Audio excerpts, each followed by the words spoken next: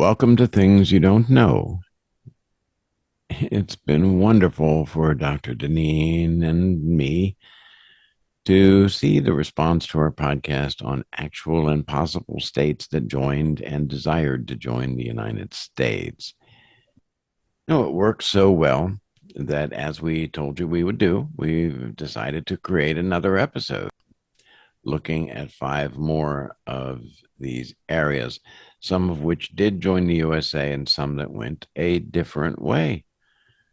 60 possible areas could have become states by listing them: Acadia, Edelveren, Albania, Alberta, and British Columbia, Baja, Charlottesville, Chesapeake, Chicago, Chippewa, Comanachera, the Dominican Republic, Cuba, Greenland, Guyana, Haiti, Iceland, Long Island, New York City, yeah, Panama, the Philippines, Valinda, South Jersey, Massachusetts, Superior, the Upper Peninsula, Taiwan, Vietnam, the United Kingdom.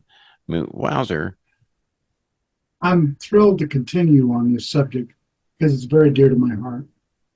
In the previous podcast, our historical experts, Dr. Miles and Dr. Carter, explored the unique circumstances that caused what Alan Drury in his wonderful novel, Preserve and Protect, called bumbling, stumbling, good-hearted America to expand from 13 small colonies on the eastern seaboard to the world power and cultural hegemony it is today. One area we didn't cover was states that actually separated themselves from other states. I only know of two: Maine's exit from Massachusetts and Virginia's unlawful and heinous bifurcation just during the Civil War, just before it. Maine was created as a result of the Missouri Compromise. That famous law set a boundary on slavery, allowing it south of the Mason-Dixon line, and split northern Massachusetts into the new free state of Maine. Maine was one of the few states in the early 19th century to permit free African American men to vote, and even widows to vote, as they were considered proxies for their dead husbands.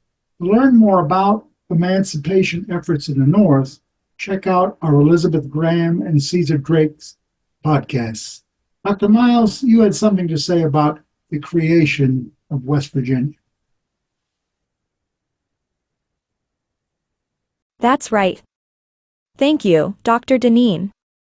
A portion of Virginia wanted to avoid joining the Confederate States of America. These people were clustered around the northwestern portion of the state. Their leader was Francis Harrison Pierpont. He was a plantation owner who operated entirely with paid labor and claimed he outproduced anyone in his part of what would be called West Virginia. Since states couldn't be split without their consent, Governor Pierpont declared himself head of the restored government of Virginia, which outlawed slavery, reaffirmed loyalty to the United States, and authorized West Virginia to secede from Virginia. Pierpont's political high point was attending the Loyal Governors Conference alongside future President Andrew Johnson, then Governor of Tennessee, and Johnson's future rival Attorney General Edwin Stanton. Pierpont reportedly challenged Johnson to a drinking contest. The two were so hungover they missed the plenary session. Some cities within existing states were frustrated with their parent state's level of supervision and sought to become states themselves. More importantly, they had revenue disputes. States took the lion's share of local taxes in an era before large-scale federal programs and taxation. What intrigued me was the idea of developed cities within states. Cities within states, yes, resenting their status as sources of tax revenue for underdeveloped agricultural areas. What future Senator Henry Cabot Lodge called financial milk cows for backwoods areas. Ignoring, of course, the fact that without those backwoods areas and the farming that happened in them, that people would starve. Cool. Leaders within Boston, for example, in the early part of the 20th century, resented being manipulated by the needs of people outside their area of concern. The state senator representing Boston, James G. Brennan, in 1919, denounced a $600,000 appropriation, which would be millions of dollars in today's money, for the education of children from rural Massachusetts. He said, "These are children we will never see. We have a responsibility for our own." Okay, dude. So I guess you're starving kids because they don't have people that know how to do anything else. They're going to just die. Cool. Boston bears a disproportionate amount of the taxation burden. We have responsibilities, but none of the privileges of statehood. What a bombast. Boston, like Chicago, sought to take its place on the flag. I find the idea of cities wanting to become a state interesting to think about. Why did you think Chicago wanted to go its own way? Very intriguing. Well, Dr. McLean's book that I mentioned in the other podcast, Lost States, goes into the reason Chicago and Boston wanted to go their own way in some detail. In the case of Chicago, in my opinion, it was a border dispute between northern and southern Illinois going back to the early 19th century. The industrial area of the southern part of Illinois would in time become the great cities of Chicago and Decatur. The other part of Illinois was an agricultural hub in the northern part of the state. So much of an agricultural hub, it tried to get a territorial constitution permitting slavery in Illinois until President William Henry Harrison, in probably the best act of his 43-day presidency, blocked it. The different attitudes between different parts of the state are the reason some parts of Illinois had segregated schools for some period until future Supreme Court Justice Thurgood Marshall persuaded the city of Carbondale to abolish that practice, that very heinous practice, in the early 1940s. Read Juan Williams' master biography of Justice Marshall called American Revolutionary if you want more details on that. One of the arguments for splitting off Chicago was its slightly more tolerant attitude towards race. Slightly more tolerant attitude, yes. In the course of my research, I discovered something very intriguing about the practice of indentured servitude, which is the practice of a person essentially enslaving themselves for a specified period of time. The practice was quite common at one time, and many early settlers coming to the New World, today is USA, got here by indenturing themselves. This method happened all over the world, and it's very similar to what happened in Australia, where prisoners were transported to various colonies as an alternative to being locked up for very minor crimes. Prior to the revolution in the 1760s, it would be an entire U.S. colony and future state made up of those guests of the government. Many people might not believe that because it differs from present-day reality. It might not make sense. Let's explain it a bit more. Talking about was called Charlottena, after King George III's beloved wife. It would have comprised the areas of Michigan, Illinois, the northern part of Indiana, and the central part of Minnesota, a jumbo-sized area made up of people who had committed some misdemeanor. This parallels the settlement of Australia and New Zealand. Minor criminals settled in those nations as a better alternative to execution for stealing food or being left to rot in prison. Sometimes also various supporters of different political ideologies or religions tried to find or create colonial enclaves for them and their supporters. Maryland, for example, was created by Sir George Calvert, later known as Lord Baltimore, as a haven for Catholics. Sir Samuel Hazard sought to replicate William Penn's success in creating Pennsylvania as an enclave for Quakers and later for religious freedom in general by creating a colony specifically for Presbyterians in the western lands of Connecticut. Interestingly, he sought to create a quasi-theocracy in which committees of Presbyterian elders would have what he termed supervisory authority over political officials. Sounds more like the Middle East than North America. This didn't work so well, so to acquire more settlers in 1758, 4 years after his initial idea, Sir Samuel extended the right of settlement to what he called Sabbatarians. Now, these are a breakaway sect from the Baptist Church who observed their Sabbath on Saturday, 100 years before the Seventh-day Adventists, and also kept kosher dietary laws despite being Christians. Throughout the 18th and 19th century, there were continuous and somewhat useless discussions about expansion all over the world. Dr. Strickland compares this to fantasy football leagues and refers to it as the hobby of the bored and dispossessed. For example, in the 1850s, the secret society known as the Knights of the Golden Circle sought to make the territories of the American Southwest the center of an American empire which would encompass Central and South America, Haiti and the Dominican Republic, the West Indies, and possibly even parts of northern China. Knight members sought to create a slave empire that would stretch the world. If any of you have seen the film National Treasure, the second one, Knights of the Golden Circle are protecting and trying to rescue John Wilkes Booth. This idea of splitting off territories doesn't end with the Civil War. In 1903, there's an attempt to partition what will become the state of New Mexico 9 years later into two. The southern part of the state would keep the name New Mexico, while the northern part would be renamed after the Aztec emperor, rival of Cortez, and chocolate addict Montezuma.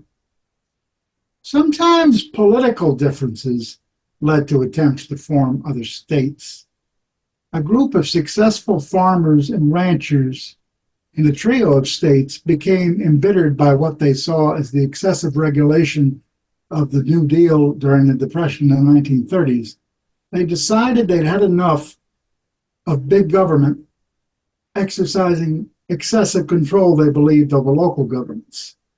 This sparked a secession movement that attempted to establish the state of Absaroka in the 1930s. Another example, named Absaroka, after a subrange of the Rocky Mountains located on the Montana-Wyoming border. Absaroka would have comprised parts of Montana, Wyoming, and South Dakota, including Mount Rushmore. The plan was so beloved by a small but excited group of regional officials that Absaroka license plates and tourism pamphlets were distributed. Fishermen in the Chesapeake got tired of the Annapolis elite requiring a detailed licensing system and tried to break away in the mid-60s. Governor and future Vice President Spiro Agnew put a stop to that by distributing patronage jobs and trying, with limited success, to classify deep-sea fishing as a vital job, exempting some fishermen from the Vietnam draft. Another area that hasn't been explored is foreign countries wishing to assimilate and join up with the United States. Foreign countries.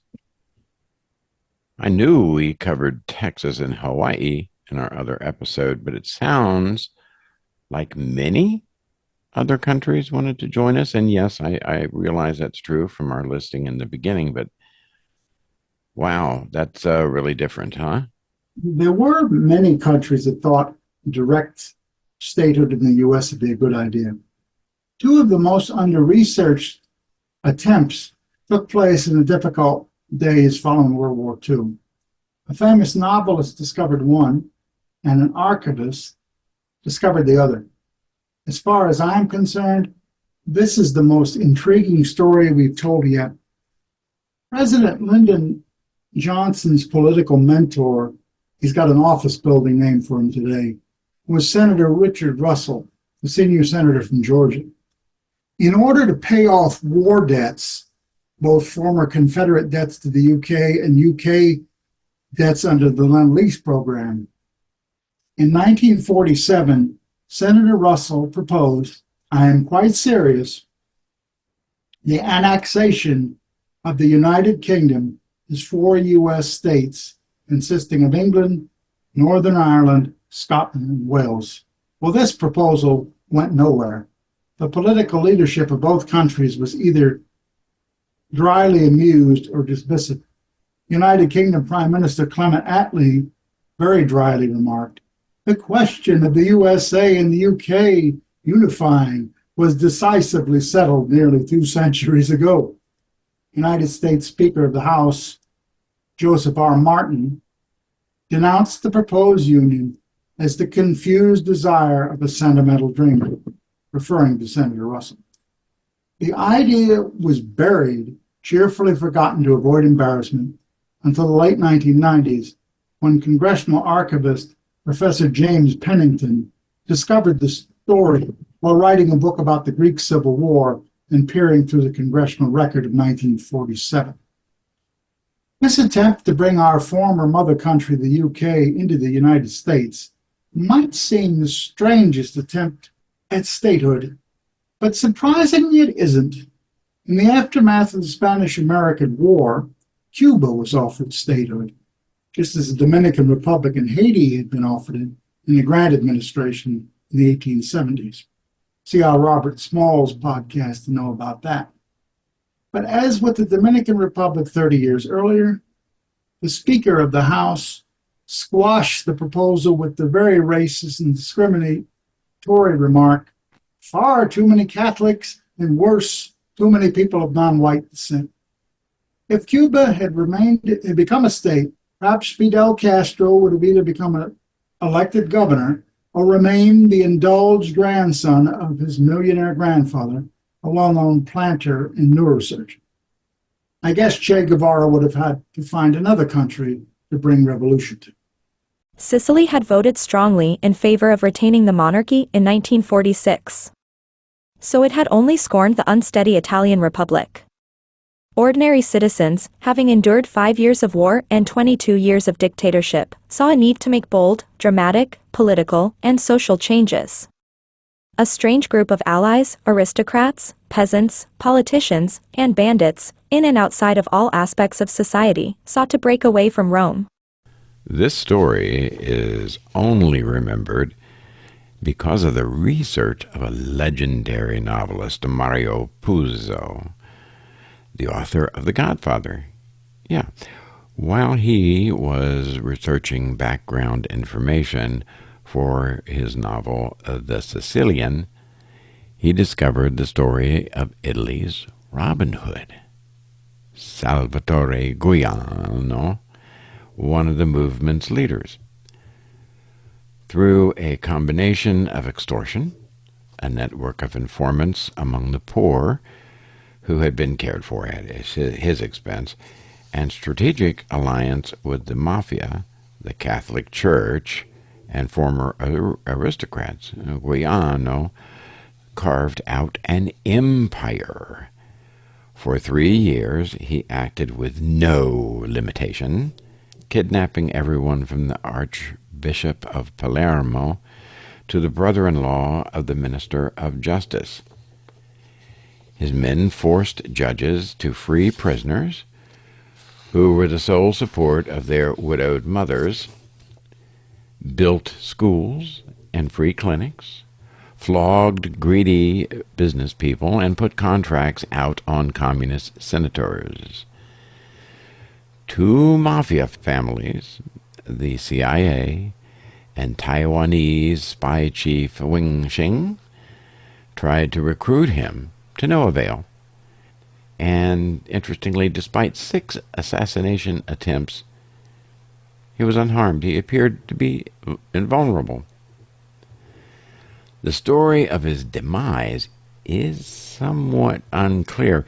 In the novel, he is betrayed by his childhood best friend at the instigation of a politician in league with the mafia. The real story is either that Guglielmo seduced a baron's daughter and was killed by her irate father, or that he was killed by a colonel in the national police force, which was known as the Carbonari, after hijacking a payroll and giving its contents to the poor.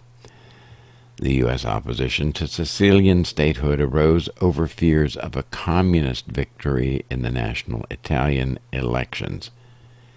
Balkanizing, or splitting, Italy could have proved disastrous due to the impact on the Catholic Church.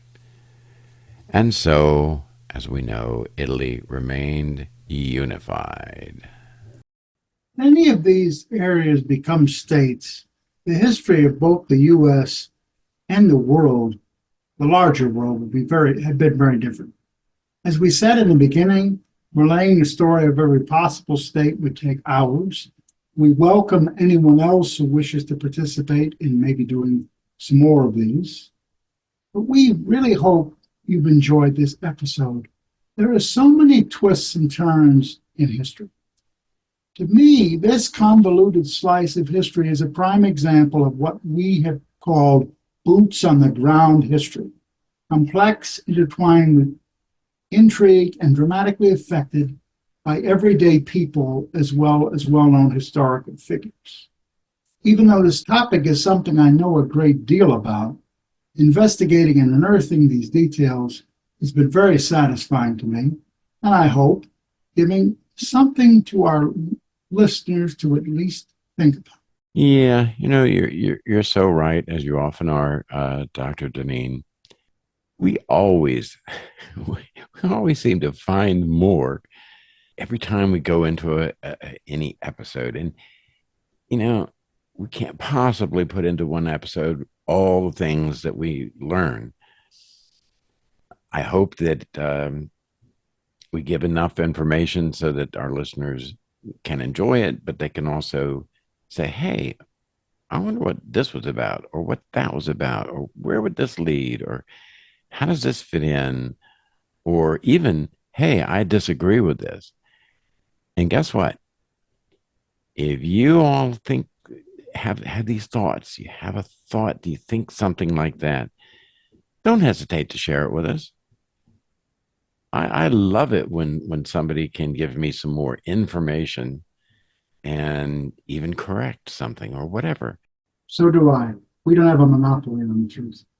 No, not at all. And the worst thing that a person can be is to believe that they are always correct.